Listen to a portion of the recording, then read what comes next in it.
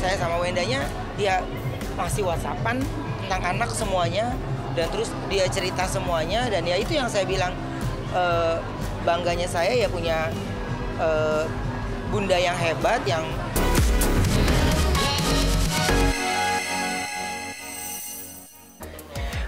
jadi ceritanya ini ya semua penonton silet nih, aku diajak sama Kak Adit main lenong.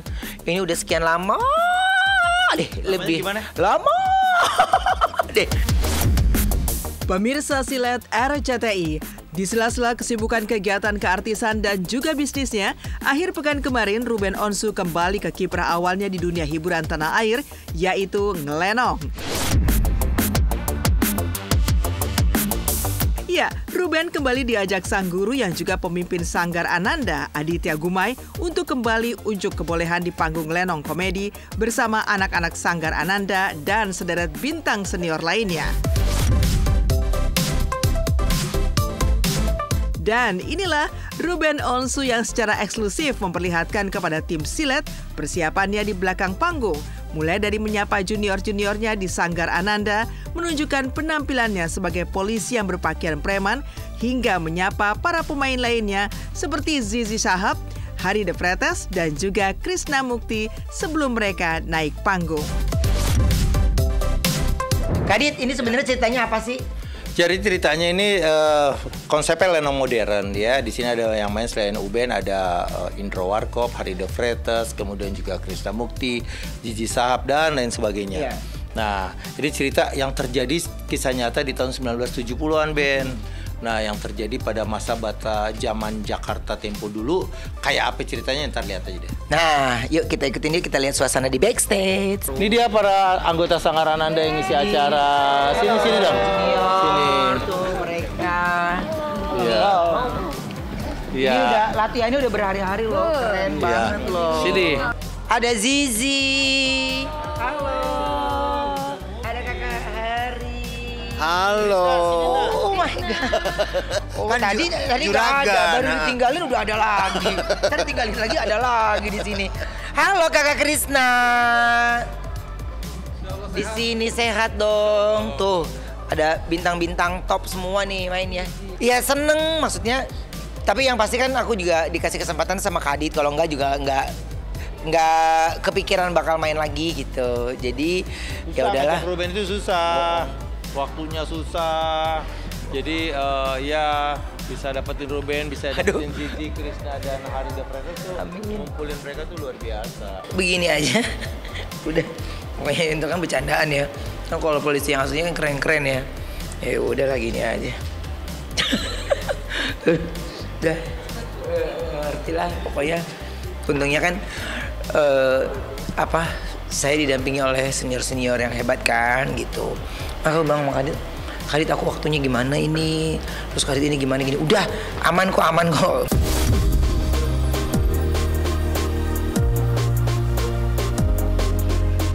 Kembali ke panggung lenong yang menjadi cikal bakal jejak karir suksesnya di dunia hiburan tanah air, bersama sang sahabat almarhum Olga Saputra, memantik kebahagiaan tersendiri buat ayah 3 anak ini. Ruben pun pede dengan aksinya di panggung lantaran diberikan kebebasan untuk berimprovisasi, melontarkan jok-jok segar, serta berhadapan dengan para seniornya yang juga sudah pengalaman dalam dunia panggung. Ruben justru mengaku lebih deg-degan saat diminta bernyanyi daripada ngelenong maupun nge-MC.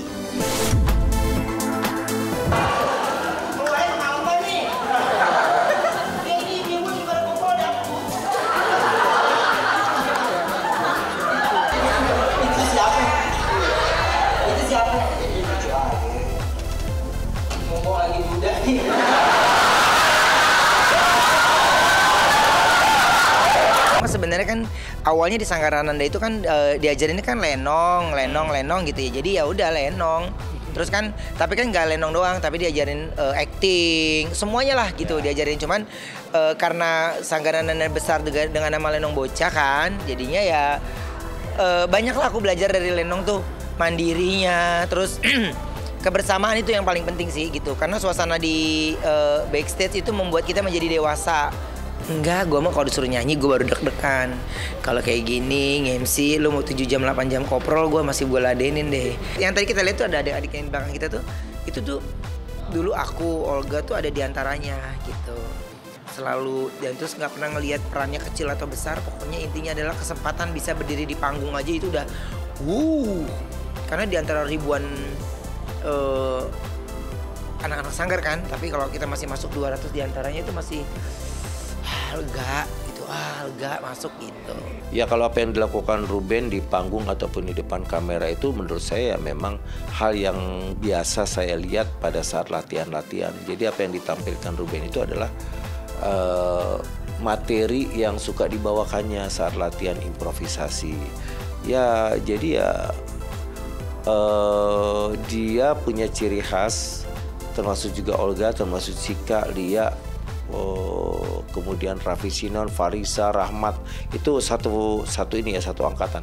Itu saya kenal banget bagaimana cara mereka memainkan komedinya, bagaimana mereka bermain improvisasi. Saya kenal banget karena itu adalah hal-hal yang biasa mereka lakukan saat di sanggar.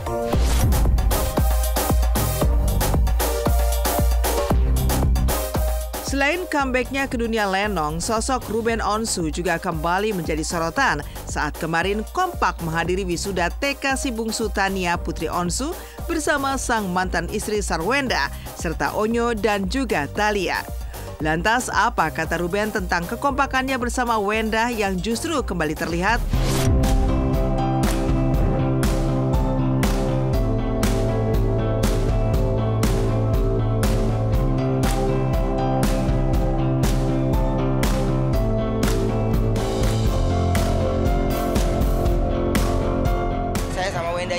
Dia masih WhatsAppan tentang anak semuanya, dan terus dia cerita semuanya, dan ya itu yang saya bilang, bangganya saya ya punya bunda yang hebat, yang nggak pernah kenal lelah gitu ya. Jadi dia selalu kasih waktu untuk anak-anaknya juga gitu. Jadinya seru, komunikasinya jadi lebih bagus, jadinya lebih buat aku tuh ya segala keributan ini ya percekcokannya udah dilewatin kan, kita udah dilewatin kan ya. Di sisi lain, ditinggal untuk selama-lamanya oleh kedua orang tua tercinta membuat Ruben juga dibalut kerinduan kepada mendiang papa dan mama tercinta.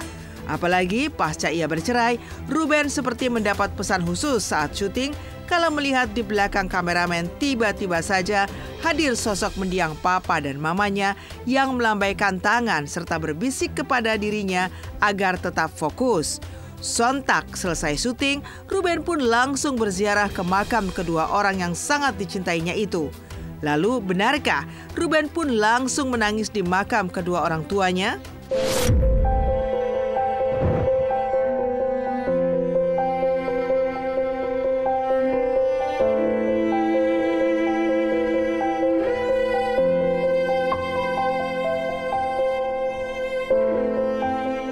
Kangen, rindu, bercerita,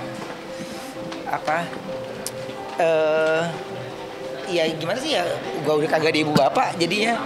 Terus tiba-tiba ceritanya ya pas lagi, ya seperti yang gue tulis di caption sih gitu. Pas momennya ada orang, ada di belakang kamera gitu. Terus ya mungkin karena rindu kan, kangen kali ya, jadinya bersyukur banget aku dapat kesempatan itu gitu. Di saat itu gue nggak ada sedih sama sekali. Jadi pas lagi orang teriak ya, ramenya studio musik, kalimat itu yang terdengar.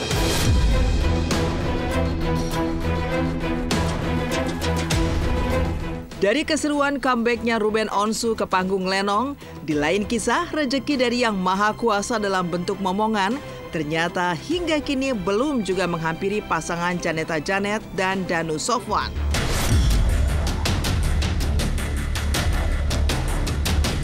Padahal tanpa terasa perjalanan rumah tangga mereka sudah menapaki tahun keempat, sebuah perjalanan yang terbilang tidak pendek untuk sebuah rumah tangga. Mirisnya lagi, hujatan bertubi-tubi juga datang dari netizen yang menyoal rumah tangga Janet dan Danu yang tak kunjung diwarnai tangis sang buah hati. Dan kini, Kenyataan pahit harus kembali dialami Janet yang divonis mempunyai miom di tengah keinginannya untuk program bayi kembar. Lantas, bagaimana dengan kondisi Janet sekarang ini? Dan apa alasan Janet dan Danu akhirnya memilih program bayi tabung sebagai upaya mereka untuk mendapatkan momongan? Benarkah keberadaan miom membuat Janet dan Danu khawatir? Semoga kamu selalu dalam bimbingan Allah.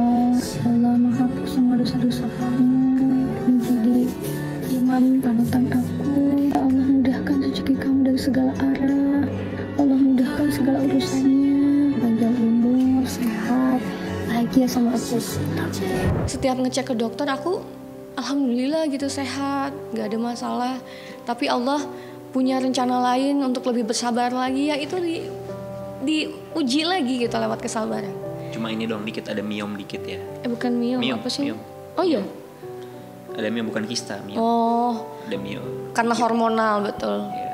Hormonal, tapi katanya memang itu tidak perlu tindakan operasi, teman-teman. Karena kan tergantung ukurannya, betul. Dan alhamdulillah masih bisa terpantau katanya. Oh ini kalau misalnya nggak besar sih nggak harus dioperasi. Malah kemarin pas kita ke dokter, malah dokter udah mah normal aja dulu deh. Nih kita pantau dulu, kita kasih obat dulu.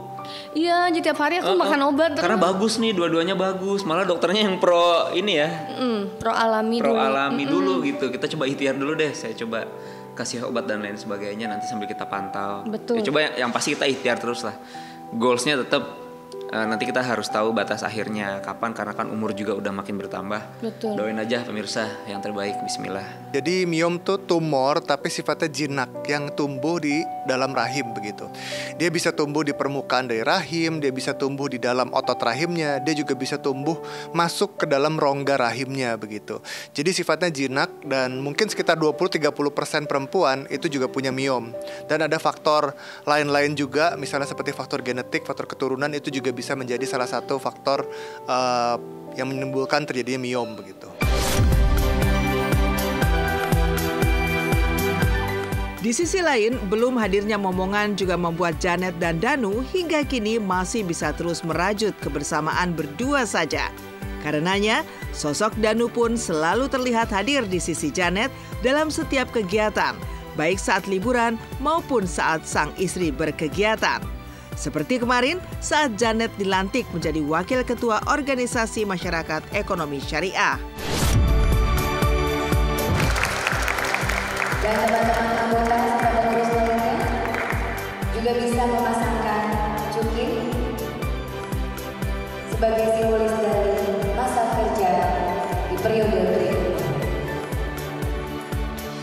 Ya, jadi ini juga bagian dari salah satu cara saya untuk mensupport istri. Gimana caranya istri bisa lebih mengembangkan dirinya, karena dia kan orangnya senang belajar kan. Nah, disinilah wadah yang tepat untuk istri bisa lebih berkembang, bersosialisasi dengan orang-orang yang ya insya Allah orang-orang yang tepat ya, karena orang-orangnya tadi istri bilang kompeten semua.